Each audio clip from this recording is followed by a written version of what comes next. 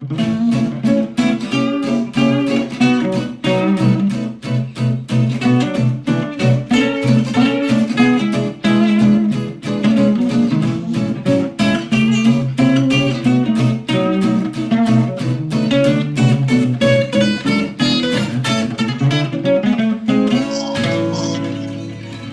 it is. So today I'm going to be talking to Clive Austen. Hi, Clive.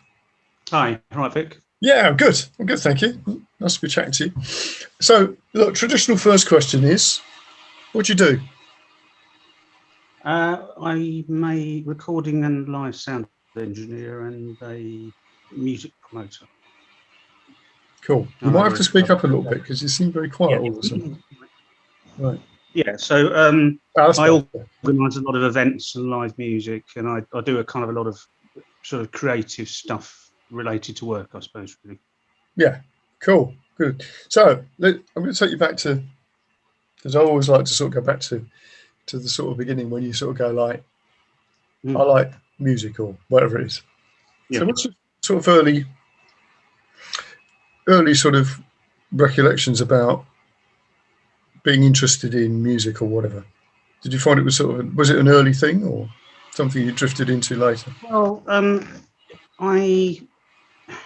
my parents were very involved in the Broadstairs Folk Festival, involving starting that up, which has been on hold, but I think that's starting again this year. So myself and my sister were always exposed to kind of music from an early age. We didn't particularly like a lot of the folk music, but we ended up listening to it. Yeah, it gets into your bones.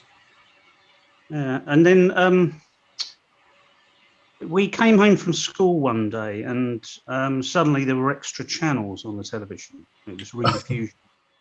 Right. And somewhat bizarrely, my great uncle Frank was partly responsible for rediffusion and the cable infrastructure, which I think in the first place it happened was in Thanet, and then it started happening in other areas around the country, including Maidstone, I believe, sort of Folkestone, Hastings, and so on and so forth. But yeah, suddenly there were extra channels, rather than just BBC, ITV, and BBC Two. You had a music box, you had a film channel, I think you had like a news channel. Yeah. The music box was like a very early version of MTV. Yeah. So what time are we talking about? What sort of roughly year was? We would be talking sort of probably early 80s, early to mid 80s. Yeah. And essentially, I think they needed content. So any band that had a decently produced video would generally get played on this channel. So as well as you kind of well-known artists, you had people on there like Cabaret Voltaire and Psychic TV and the Swans and stuff like that. Which was really out there music. Yeah. So we kind of ended up hearing a bit of that, and then sort of at I suppose fifth year to sixth form, I started listening to a lot of John Peel, and people started swapping tapes and things like that, and it kind of went from there, really. That's interesting because I actually remember I don't even know what happened to it, but I remember doing some sort of video for some cable channel, which I thought was sort of like Midway cable or something like that. I don't know what it was, but it's certainly in that area. But it sounds like the sort of thing you're talking about, what was happening in Kent. There was a lot of stuff actually going on, like on Radio Kent as well. Yeah, because Mike Brill had a program. I don't know if you ever came across that, but that was quite an important thing in the Medway area. Okay. So a lot of people were on that, like obviously Billy Childish's bands, Milkshakes and Pop Rivets and Prisoners and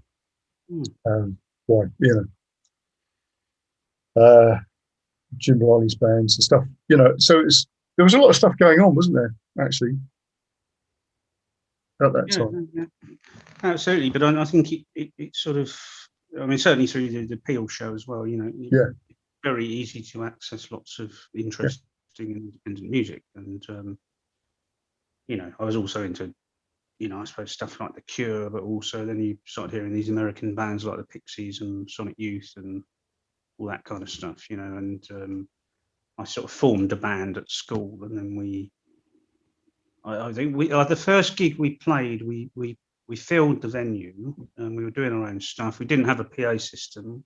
We just had really big amps and plugged everything into that, including the drum machine and the vocals. Right. So this is interesting, because now you've gone right from being interested in listening to music to suddenly playing one. So what happened there? Was it just you? What did you do? Start playing guitar, or? Well, my girlfriend at the time played guitar and had a drum machine. I got a bass and got a distortion pedal and just kind of started making noises, really. Yeah. In time, hopefully, but yeah. Yes. Drum machines were good, weren't they, actually? When you think about it. I mean, they got a bad rap at the time, but it's just, certainly when you started experimenting with the possibilities of, because we were sort of experimenting with percussion and drum machines, or a drum machine track with a drummer, you know, and all this sort of thing. And it was quite interesting, because it was all a bit Heath Robinson anyway, wasn't it? Because you couldn't sync anything up particularly. Well, you probably could, but we couldn't anyway. So this is around Kent, is it? Around the sort of Medway area? Yeah. Well, it's more sort of Thanet, really, Margate, Ramsgate sort of areas. And we, you know, we got a 4-track and we recorded our own demos, and you know, got gigs through that. And then the first gig we played at, I think we probably weren't really old enough to be in the pub. You know, I think we were. Yeah. Good rock and roll mentality. 17, 18, but there was quite a big sort of punk and anarcho scene around at that time, goth punk kind of thing, and we knew lots of those people, and they all kind of turned up and filled this place. And the landlady disliked it so much she kicked everyone out of the pub after the second song. Right. Like the entire, you know, contents of the pub, you know, which is about 60 people. Okay. But she paid us to go away. Oh, okay. Yeah, we refused to leave until she paid us. So. That's a good lesson to learn, though, isn't it? Well, that's sort of weird, isn't it? If you think that you've got 60 people in your pub, I'm assuming that they were drinking. Well, yeah. Well, that's a bizarre way. Okay, interesting. Right. So from that dizzying heights of that gig, what happened next? Well, that's when I started putting gigs on, because I thought, well, I don't really want to go down that route again. No.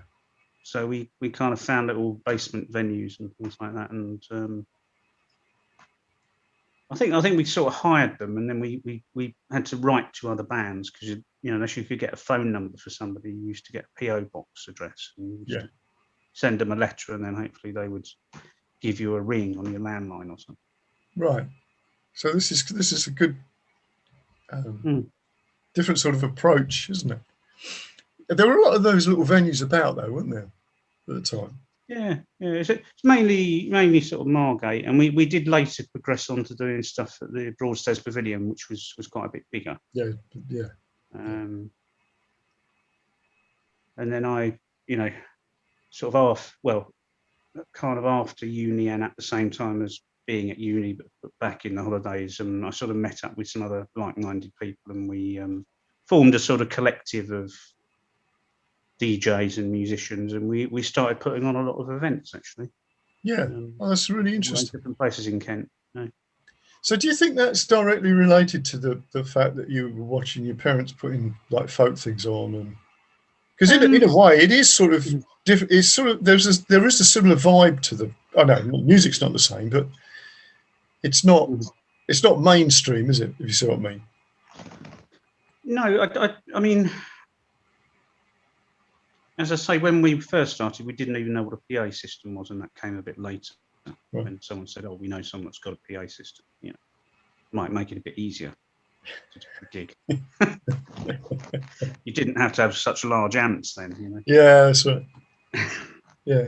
It's funny, isn't it, when you look back and you think how, because this is a theme that runs through a lot of the interviews about how naive everybody is when they start off, and actually it's actually part of what makes it work, because you don't get bogged down in the detail, do you? You just sort of think, no, that's what we're going to do, and yeah, it's brilliant. So, okay, so I like the collective thing. I think that's an important aspect in a lot of really sort of creative, sort of slightly fringe bands. I was talking to Youth from Killing Joke. Oh yeah, and there was that sort of thing about the collective thing going on with what he was doing, and is doing now, actually, with sort of arts collectives and stuff. Apart from being really successful within the mainstream thing, but obviously bands that it was with before were definitely on the edge, you know. And I think that's one of the sort of tricks that we sort of often miss, is that, you know, you get stuck in a little groove, don't you?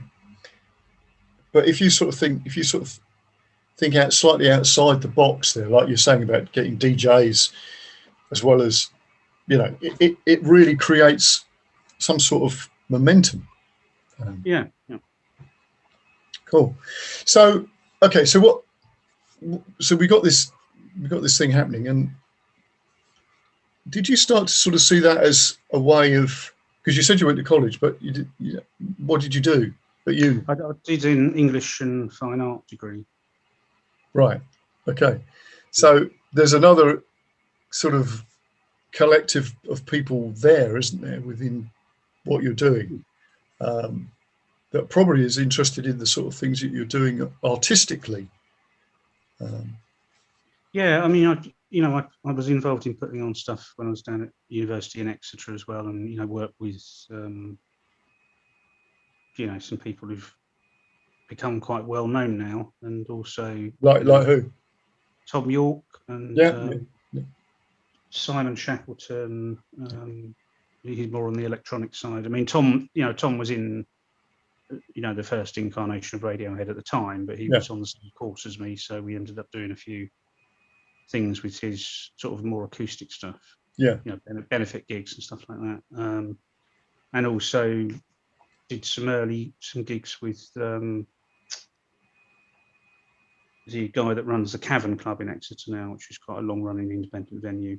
Dave Goodchild. He didn't have the Cavern at the time. He was moving around, you know, putting on kind of punk and alternative gigs in, you know, whatever space he could find. So yeah, I had another band at college that played with him, but we also put a few things on, you know, together and stuff like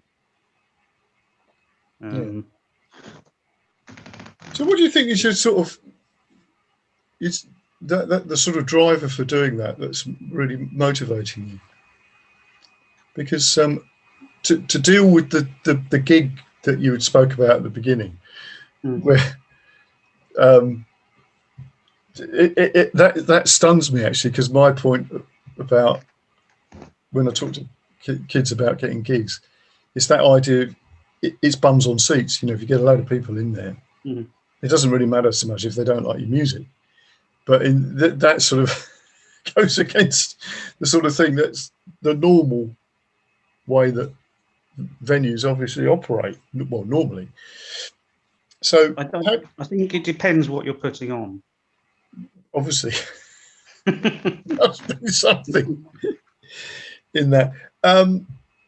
Is it just the fact that the music was so anarchic they didn't like it, or something? I don't really. No, it wasn't. It wasn't. I think it was the crowd. I think she felt threatened by all these strange-looking people. You know. Okay. I think that's what it was. Well, that's fair enough, isn't it? But what I was thinking is that's quite a difficult thing to come back from. We all have to do that. You know, we all have in the early days a gig that you're surprised that you got out in one piece type of thing. I certainly had a couple like that. And you think, well, maybe I have to rethink this, you know. So there must be some big motivator with you that makes you think, that's what I'm doing, and this is a good idea, and taking risks or experimenting with things. What do you think that is? Yeah, well, it's not exactly boredom, but it's you know, a lot of the stuff that's out there Yeah. to me isn't very interesting. Yeah. You know, and there's always a contingent of people that are looking for something a bit different and want to hear, you know, don't want to go out and hear covers and want to hear different sorts of music. Mm. So it's never going to be slightly different if I'm, you know, if I get involved in putting on a festival.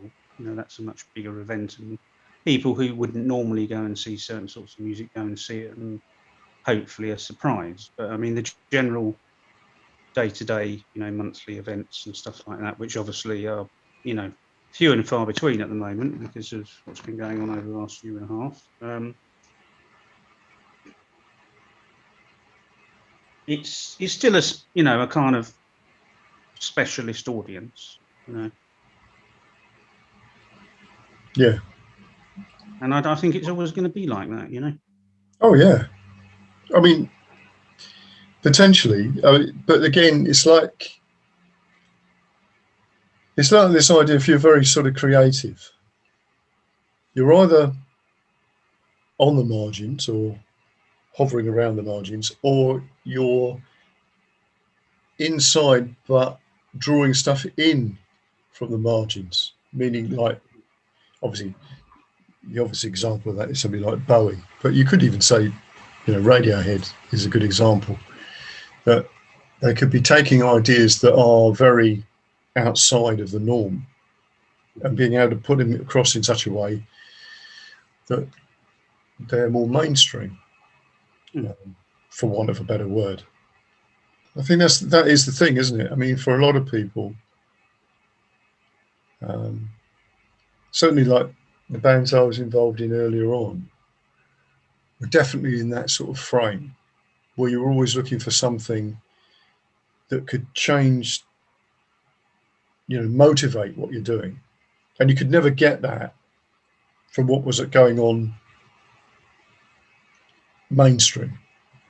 Yeah. It always had to come from outside, from the edges. And I don't think a lot of people see that. I mean, artists do. That's why I was quite interested about what you were doing. I mean, doing in arts, because I think that is the thing that's the real.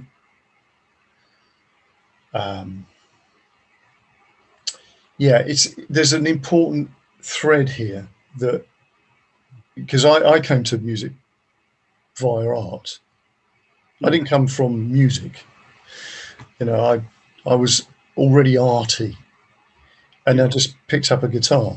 It wasn't that I started early on just having guitar lessons, and then you just like a lot of the classical guitarists that I know. You know, they've been playing classical guitar since they were 6, type of thing. Yeah.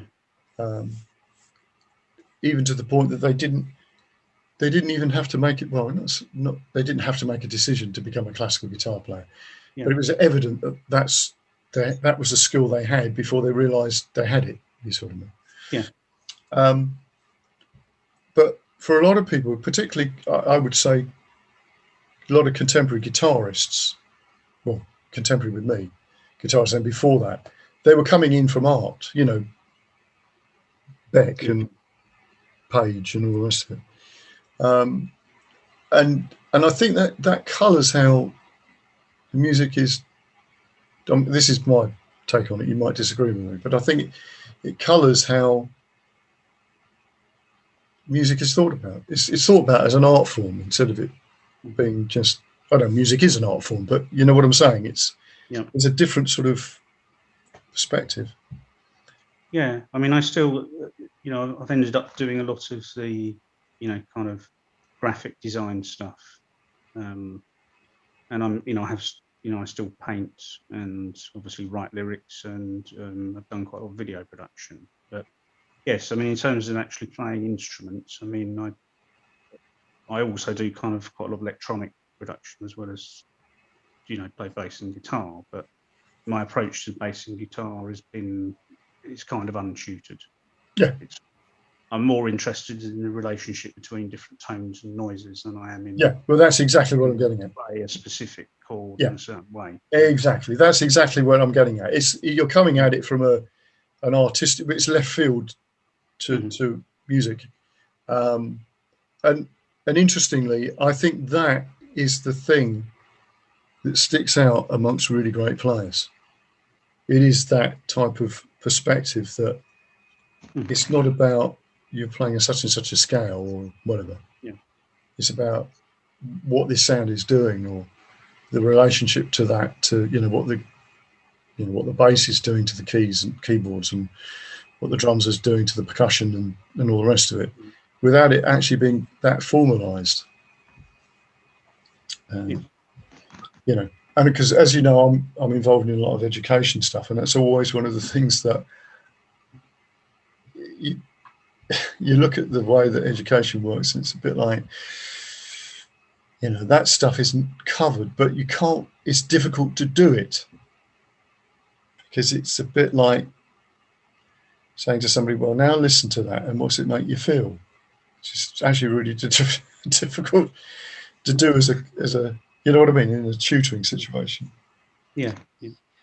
So with you're saying that so far you got, you mentioned you play bass, you play guitar, and you say it's sort of untutored, but you're obviously sort of developing this, and there's some influences there, I'm assuming.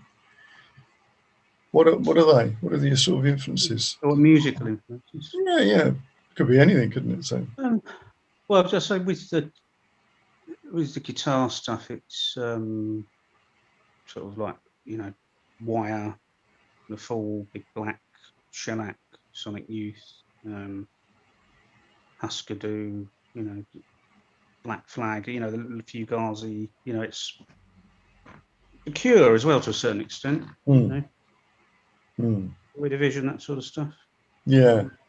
So that all all of that stuff comes in again. That comes in from a very different sort of perspective of how things are structured musically. Yeah. And is that? I'm assuming that the influences are the same really for the bass.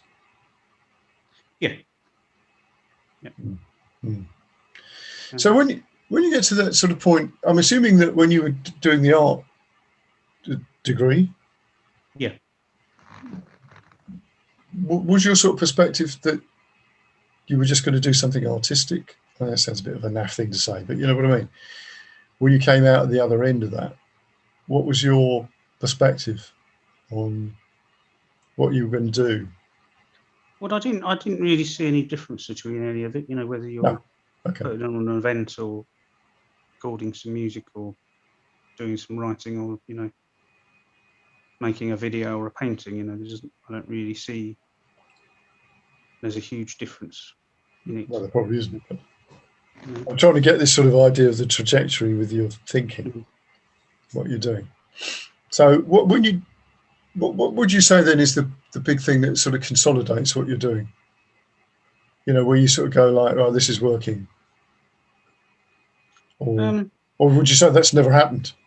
I don't know. No, it's more kind of project by project. I mean, with the the band project that we do, there's the artwork to consider. There's all the recording, the mixing, the mastering, which I kind of do all of that. Yeah. And whatever promotion is going to be done with it.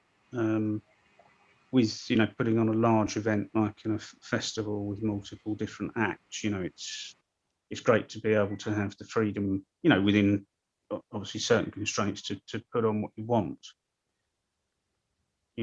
stuff that you like or stuff you think's interesting, and to see it happen and see people enjoy it, and get something out of it is satisfying.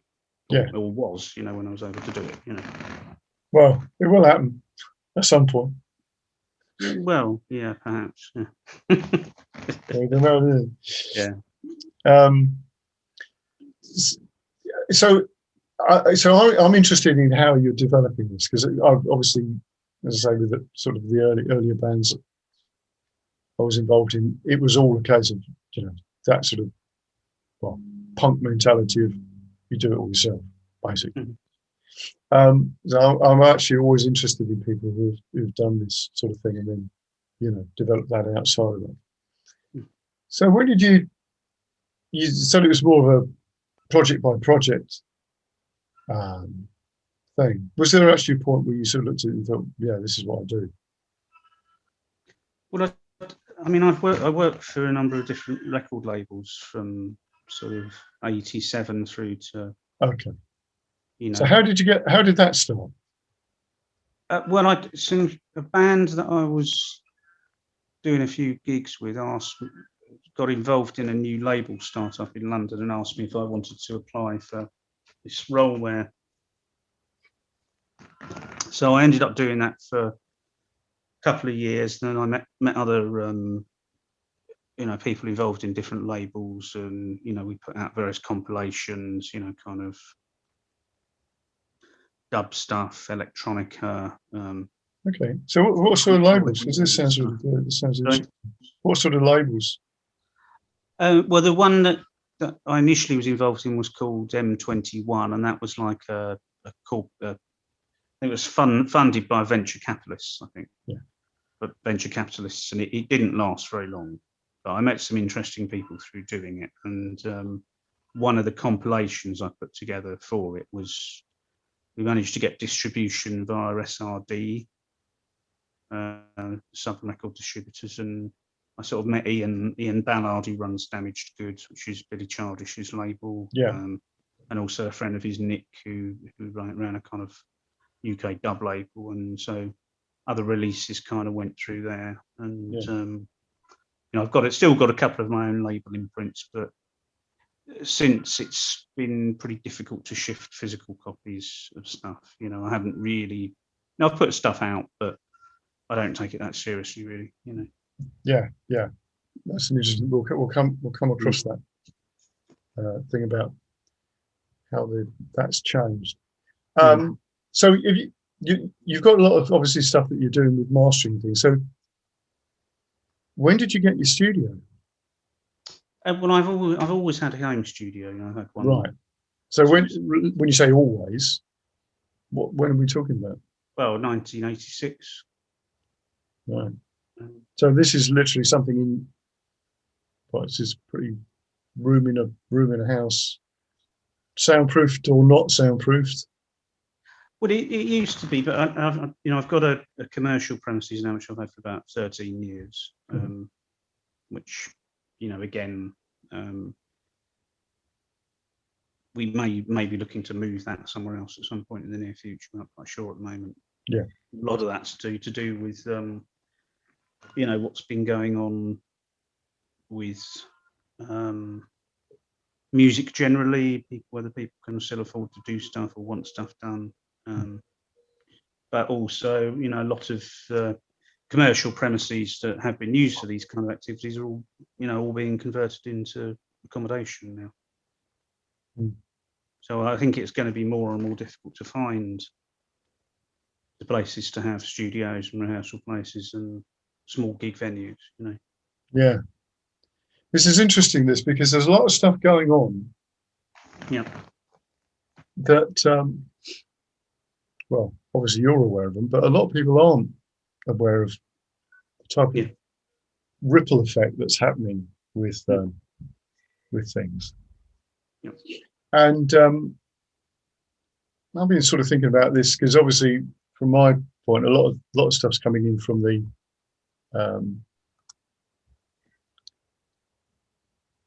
how can I put this? With education and teaching, because that's having a similar sort of thing, which is like this idea of people even gathering together. There's a mindset shift here, which I think is. I don't know where it's going. Like you're saying about people recording, whether they can afford it, whether places like commercial premises to get their money, what are they going to do? Are they thinking, well, because it's not just music or whatever, it's what anybody else is doing. If people are sort of being able to scale down The way I see it, like, when you look at the things that are going on in London, and lots of businesses in London have discovered that they probably don't need the business premises. No. So eventually you'll get to a point where there'll be so much stuff going up on the market in order to become, housing, that that's not going to work either. No. So it's going to be an interesting time to see what happens. So what, obviously a lot of what you're doing involves people physically playing, unless, I'm guessing there's not a massive amount of electronic stuff being done, because people could do that at home, presumably. No, it's mainly, apart from any stuff I produce myself with different vocalists, it's mainly people coming in with a already produced track just to record a vocal. Oh, okay. Right. So they've all, so there's a lot of pre-production being done. Yeah. I mean, I'm still getting a reasonable amount of people coming in to record, but I think there's less of a reason for people to be doing things because there's fewer outlets for it. Well, they have, Yeah. I think that's, if things start up again a bit more, then I think, we'll see more people starting to rehearse again and, form bands, all that kind of stuff, Yeah. This is a little bit of a question. I was going to say, how optimistic are you?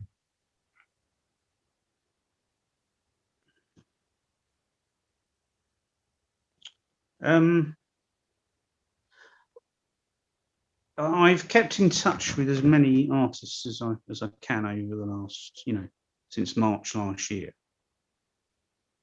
Because over the course of the year, we, the different events, venues, festivals, we could potentially be working with sort of 300 different artists, from solo acts to bands to, whatever it is. Quite a lot of people have just stopped communicating completely on any level. A fair few are kind of quite happy that myself and other people have been keeping in touch with them and are interested in what they're doing, so yeah. I've been doing a monthly radio show with local Maidstone Radio, which is an hour of interesting stuff. It's got a lot of original stuff from Kent and the southeast and further afield. So that's been quite a good thing to keep people motivated in sending stuff over, new things like that. Quite a lot of bands have split, a lot of good original Kent-based bands have split because they can't get together, or one of them's had enough, a key member of the band's had enough. A few people are starting to talk about getting new bands together, but there's also a lot of artists that just at the moment, even though I've got the opportunity to put on a few things in certain places, just saying we're nowhere near ready being able to perform again at the moment. Interesting. So it could be people that I've been working with for maybe the last 8, 9, 10 years, would normally be up for a gig, are like, well, get back to us in 2 or 3 months' time. Right. Interesting. So that's interesting, that, because I just wondered, technology is a tricky thing, isn't it? Let's face it. But I'm sort of, I understand that certain bands come out of that sort of thing of interacting and playing together. Yeah. New ideas come along. Sometimes it's a case of, I don't know, what happens if you can bounce ideas across like this, I've actually started doing songwriting in this way. I come up with an idea and throw it at a bass player, and he takes it away and sends me the file, and then we get together and have a chat about it, which is not as good as being in a room with them, obviously. But it's like, well, yes, but it's different. And sometimes things happen in a way that you don't expect because of that. I'm just wondering whether that's, I don't know. I'm just sort of posing that might be something that will carry on going in a way. This idea that you could communicate with people that don't live anywhere near you, that you could work with. I think that's been going on for a long time. It has, but of course it's changed its emphasis, hasn't it, with this law? Yeah. I think that's the point. That, a lot of this stuff was already possible. Yeah. But we didn't have to do that. But now we do at the moment. I'm just thinking about how that has an effect creatively that we could sort of use. So how many venues would you say? There's a lot of venues, I'm guessing, have gone shut down. Yeah, well, in the sort of Maidstone area, we have definitely lost a couple. The problem more at the moment is that out of 5 or 6 regular places, only one of them has got the what at the moment is an outdoor capacity that's big enough to make it viable to put anything on. Yeah, because that's the problem, isn't it? It's actually being big enough to be viable. But I've been talking to quite a lot of people of all different ages about whether say if we have an unrestricted return to the kind of packing people in like sardines into a place that's too small for the draw of the entertainment, which quite frankly has been the way many small venues have operated for years. Yeah, but that actually is not just small venues, is it? Yeah. It's actually the way the airline market works. It was like cram as money into it, and that is actually fundamentally problematic. And that's why we've been so vulnerable. I mean, that's not just that; it's big festivals. It's getting people on a train. Getting the train fares down. It's all about how many can you shoehorn into a small space. And now, of course, it's not just, as you say, music, but of course, music is part of it. Even theatres. Think about it. Cinemas. You ain't got room to swing your popcorn around like that. No. I think some people probably won't care and be happy to just get straight back into it. But a lot of people, I think, will think twice, really. Yes. Well, depends on how rock and roll people are. Yeah, and it's also different age groups think differently about it. Yeah, they do. I mean, there's a lot of the venues I put stuff on at, we get a very mixed age range. We get people who are 18, 19 coming along, and we get people in their 60s and 70s who are just huge music fans, and it's that the older generation. I'm not sure how comfortable they're going to be. I mean, I know people who... I'm not sure. Well, how comfortable they're going to be in a packed space. Yeah, I don't know. I don't know the answer to that, considering that they've lived an entire life doing that. Yeah. Ironically, this is the thing that somebody was talking to me the other day. Oh, that's right. There's a young girl that I teach and have taught since she was like 7. Yeah. And she's now just about to go to university, but she's saying that there's this pub that she's sort of working at, and they wanted to, do some gigs, like on a Wednesday afternoon type of thing. And she was talking about, well, what do I do? It's going to be old age pensioners. And I thought, okay. But it's like, you got to remember who these people were, potentially what they were like when they were younger. They could have been completely off the wall. But it was that sort of thing about, and I thought it was quite sweet, really, because it's almost like, well, they might not, some of the music might not be. Come on, when did they grow up? what did they listen to? What type of people probably were they? You know, perhaps they're a little bit more, you know, because I always remember there was a Jack White thing where he took the White Stripes to do some gigs, and one of them was a Chelsea pensioners' home. Oh, right, okay. And they loved it. Hmm. They thought it was amazing. But of course, you know, it wasn't exactly refined. It was in your face stuff. But they thought it was great. So I just thought, well, you know, I think it's quite interesting. So yeah, I think there's going to be some people that are uncomfortable, but even some young people.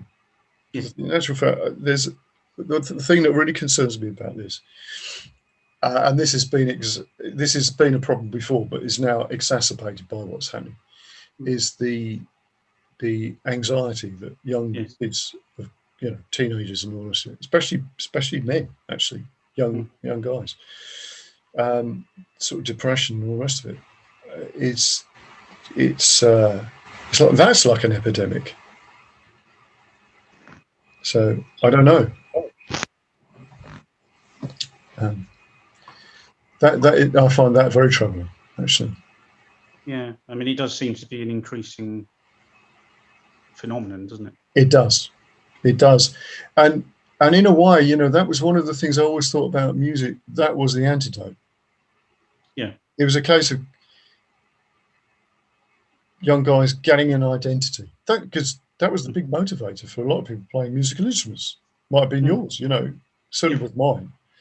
It's this idea that you were suddenly different from everybody else. You know, in a way that you felt it gave you some sort of power. You know, empowered you. And I'm just wondering, have we lost some of that? You know. Yeah, I don't know. I mean, I know there are quite a lot of younger artists that I'm aware of that, you know, have talked, you know, particularly on social media about their own battles with anxiety and depression, you know. So I think there's definitely, you know, amongst younger musicians who are, you know, active at the moment. But they've got a way of expressing it, you see. Yes, right, yes. I'm not saying that they're going to solve that through that. Yeah. They might do eventually, but they can express it. The thing that concerns me is the ones who can't. Yeah, yeah. You know, things like depression is a very tricksy thing, isn't it? Yeah. You know, it creeps up on you. So it's one of those weird things that, and the people and young people who really suffer with that.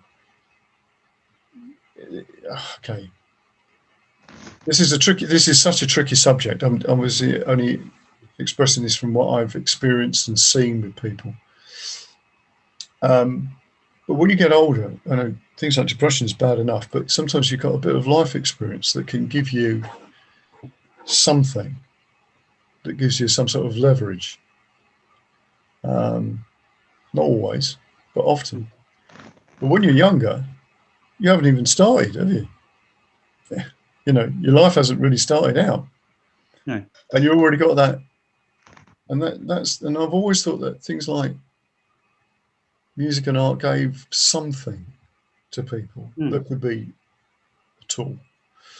And the very fact that people haven't been able to do that stuff, you know, hang around with their mates and play, or hang around with their mates and just do something arty, whatever that is, you know, is a real problem. Yeah. So what plans have you got at the moment then with things? How are things panning out? Well, I'm just sort of waiting on other venues that I've been speaking to about as and when they might want to start doing things, and just programming what I can at the moment. You know, getting on with some creative projects that I've, you know, hadn't previously had time to work on, that kind of thing, you know. Yeah, so it's a bit of a waiting game. Yeah. Yeah, I know. And it is actually quite difficult when there's no definitive, there are dates, but it's like it's all in the balance, isn't it? Yeah. I mean, I've been getting a lot of exercise. I've been doing a lot of cycling. That's That good. sort of stuff. Pretty much every day since the 20th of March last year. So. That's it. That's it. That's like me. I've done a lot of walking. Yeah. Yeah. Apart from standing and doing stuff on Zoom, but Yes. you can imagine, can't you? But yeah. But as I say, I've been talking to obviously a lot of musicians that I sort of work with, and the ones who their thing is playing, and because obviously I can fall back on music and education, Yeah. but and I've really felt for those people. It's really difficult for them, and as soon as it's that sort of thing of, I think the uncertainty thing is actually one of the difficult things, because if you definitely knew there was a date that you could go right, you could sort of get yourself focused. But as soon as things keep changing all the time. Yeah, I mean, I think that's also, kind of true for, the general population, isn't it? Because you kind of base your calendar around certain things you're going to do, or you're going to maybe go on a little holiday, or you're going to go around and see friends, or all of those sort of things, whatever it is, or you're going to a concert, or going to see a new film that's coming out, and without any of those sort of markers, I think it sort of becomes very difficult, doesn't it, for people to be focused. I mean, I think a lot of people who are still working and who have worked through it are very unmotivated. They're still, they've still managed to keep their jobs. They might be been furloughed or be working from home, but I've spoken to a fair few people who are just, they're just treading water. Yeah. Oh yes. Yeah, that is a very good point. Yeah, just because people have managed to keep their job and they've just been working from home, it doesn't necessarily mean to say that, because like you're saying, the markers that people would normally have, which are really the motivators if you've got a proper job, to sort of alleviate the boredom of doing something that, let's face it, a lot of people just don't like doing. Because that's the point, really. When you're doing something artistic, at least you like doing it most of the time, anyway. And that's when you do it. But if you're sort of doing a job for somebody else, I mean, a lot of people just don't like what they do anyway. No. And if that, and they think, well, I've still got my job, but I only enjoy it, and the other markers aren't there. It's yeah. But it's also, I think, not not seeing anyone in person. I think, I mean, I had sort of a fair amount of that, over the initial periods of the lockdown. I would go into the office to do. It was mainly kind of bureaucratic battling with the local council, my MP, and various other people to try and grant assistance and stuff like that, and the insurance company and all those sort of things, But I didn't actually see another human being, No. in person. I might have seen the odd person on the street, that was it. Yeah. It's a very strange thing. So, with your artistic hat on, this is a strange question. This, I'm not really sure what I'm asking, but what do you think that does? And what do you think you could artistically get out of that?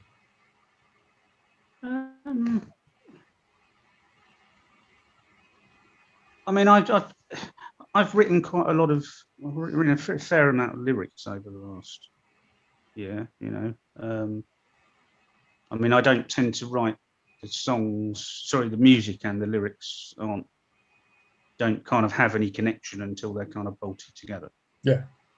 So I can just write stuff. But I've also got quite back into painting, so that's been quite cool to be able to you know, do some, you know, office kind of music studio related work, and then go in another room and just do a bit more work on a painting. You know, it's been quite nice.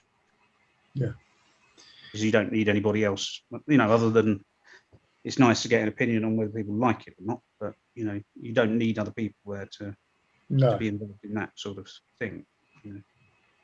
Yeah, that's an interesting thing actually. I can pull on that a little bit, because like that's one of those sort of horrible things about opinions, isn't it? It's nice to have somebody to say, I really like that. Yeah. But actually, most of the time, you don't want people to interfere with what you're doing when you're creating at all. Well, I don't. No. But you, it's one of those sort of things. It's like, no, actually, I'm just doing this thing. I don't want to explain what I'm doing or whatever. But it is nice for somebody to tell me, say, I really like that song, or I really like the lyrics in that, or I like that piece of art. Of course. Yeah. But I mean, otherwise, you know, it's a little bit like the tree in the, you know, if the tree falls in the forest, isn't it? Yes. Did it actually fall if no one was there?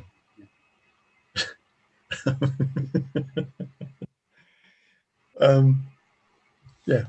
There's a little spin on that one actually, isn't there? Was the it's been on a T-shirt, isn't it? Which is if a tree falls in a forest and no one is there to watch it, does my girlfriend still think it's my fault? Anyway, I'm not saying I agree with that, but it was a T-shirt, which I did notice. Yeah. Anyway, yeah, but you're right there. No, I'm just interested in the way that this is affecting, like, what's going to happen artistically. I mean, there's a friend of mine who was saying that he thought it would be interesting to see the type of material that comes out that's been created in this period of time, and it would take a while, obviously, for it to start to emerge. But I'm just, you know, the thing that I've been looking for is what's going to happen with, like, music performance for a start. Is there something we've missed, or something that's developing that hasn't become obvious yet, that's coming out off the back end of this? What I have noticed with the, you know, I think in the first sort of window of reopening last summer, you know, I put on quite a lot of, it was mainly acoustic acts really, and the odd band when I was able to, and you know, people really appreciated coming out and playing, but I think everyone was quite timid really, because they were worried about, you know, the health and safety side of things, and, you know, had so many questions about, oh, you know, how do we even order a drink? You know, what do we have to do when we get there? And, you know, this kind of stuff, you know, from people performing. But this time around, what I have noticed is that the artists that have, you know, kind of come out of hibernation and have been playing really full on, you know, like even people whose music isn't, you know, necessarily that noisy, just seem to have been really going for it. Interesting. Which I think perhaps it's, you know, they need the outlet, you know. Yeah, that's the type of thing I was getting at. Because I think it's the sort of subtle things that come out of things. It's not necessarily that somebody has written a song about so and so. It's like what sits underneath it. What's the motivator, and the, you know, or is that motivation gone, or is there a different sort of motivation? Because I'm very interested in what happens psychologically with people, artistically, because I think that's the thing that is important to us as humans. You know, it's what's our resource. And I've rather felt with this that we've been found sort of lacking what resources that we have personally. You know, when I think about what my parents went through and what my grandparents went through, you know, with wars and all the rest of it, it's like, well, you know, is there something that we're missing that we can sort of look at? I'm not saying this thing's not frightening, but life's frightening. We've had a bit of a cozy period of time, probably. Yeah. Where we haven't had to deal with this type of thing. For, you know, it's been a blip. But maybe life's always been like this, a little bit more uncertain. And that might be the thing. That when you get these, as you say, the people are much more passionate about what they're doing. They've got something to say now. That might be an interesting thing. Yeah. But we do live in a very, different culture, don't we, to the culture our, parents were brought up in. It depends what part of the country or what town or city or village you live in. But a lot of people don't know who their neighbours are, do they? No. So their kind of sense of community is their social circle. Yeah, that's right. And it's a very different time. Yeah. I think about what it's like when I was growing up. I'm not saying it was the good old days. I'm not saying that at all, because some of it was absolutely rotten. But there was this thing about having some resource where you could stand on your own 2 feet somehow. And we have lost that. Yeah. Or seems to have done anyway. Where you had that ability to go out and grasp something, take a chance. Yeah. A lot of people are quite risk averse, and that's before all this. Yeah. And that it'd be interesting to see how this plays out. Yeah, absolutely. Cool. Right. So, good chatting. That was a really interesting chat, Clive. Really covered some nice to talk to you about. Really interesting ground, really deep. And well, I wish you all the best when things. I'm sure they will. Life will happen again. Artistic life will happen again. Well, I've just finished doing some very noisy stuff with the third member of the band today, so it'll be well, that's good then. Mixing that soon, I think. Yeah. That's good. That's good. And what? Obviously, I'll put some stuff in the show notes. And have you got anything that you're looking at and thinking, yeah, this is a big thing that if it all pays off, this is where it's going? Have you got anything in particular that you got lined up? All being well? Or is it all just sort of formulating at the moment? Yeah, it's still formulating, really. Yeah. I've got a lot of musical projects that are almost ready to do something with, recording projects. Yeah. But much as I would love to be able to speculate on putting on a Maidstone Fringe Festival or a Medway Music Festival next year, I'm still, having to keep that idea on the back burner, I think, really. Yeah. Just for now, anyway. Yeah. Well, I wish you all the best for that. And we'll speak soon. All right. That's good. All right then, mate. Thanks then. Yeah, speak to you soon. Cheers. Bye. Bye. Yeah, big thanks to Clive for that. It's interesting when you talk to people who are organising concerts and stuff, to sort of get the sort of lay of the land of what's going on. So you can get in contact with Clive through the show notes. And so until I see you next time, see you then.